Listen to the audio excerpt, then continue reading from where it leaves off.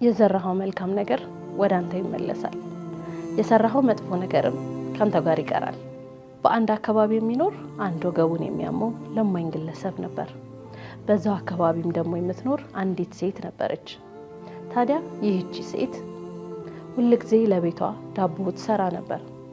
በምትሰራበት ሰዓትም ቁጥሩን ጨመር አድርጋ ሰርታ ሁሌ ለዚህ ሰው ወይንም ለዚህ ለማኝ ሰው እንዲወስደው መስኮት ላይ ታስቀምጥለታለች። ይህም ሰው ይመጣና ዳቦውን ይወስዳል። ዳቦውን ሲወስድ ግን አንዲት ቃል ይናገር ነበር። ሸር የሰራችሁ ከሆነ ሸሩ ወደ እናንተ ይመለሳል፣ ጥሩም ነገር ከሆነ እንደዛው ብሏት ይሄዳል።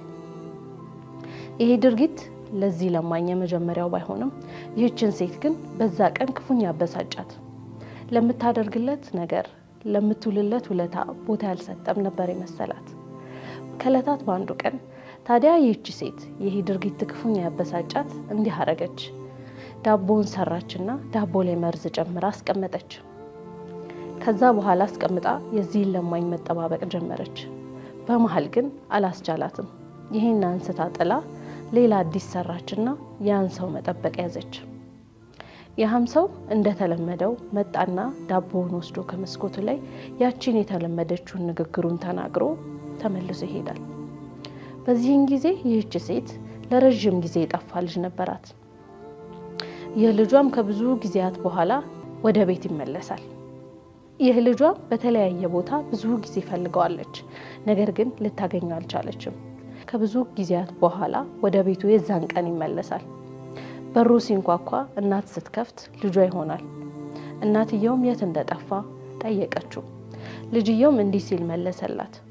እሱ በነበረበት መንገድ ላይ መንገድ እንደጠፋና ወደ ቤት መመለስ እንደተቸገረ ነግሯት በጣም ረሃብ እንዳሰቃየውና አሁን በመንገዱ ወደ እሷ ሊመጣ ሲል አንድ ወገቡን የሚያመው ለማኝ ሰው መሀልና በሱ መሀል ስለነበረው ቆይታ ነገራት።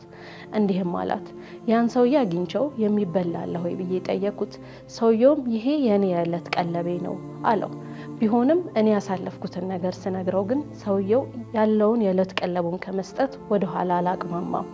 ሰውየውም ያለውን ዳቦ አንስቶ ሰጠኝ። እኔም በዛሽ ዳቦ ረሃቤን አስታገስኩ ብሎ ለእናቱ ነገራት። በዚህን ጊዜ እናትየው ክፉኛ ድንጋጤ ውስጥ ገባች።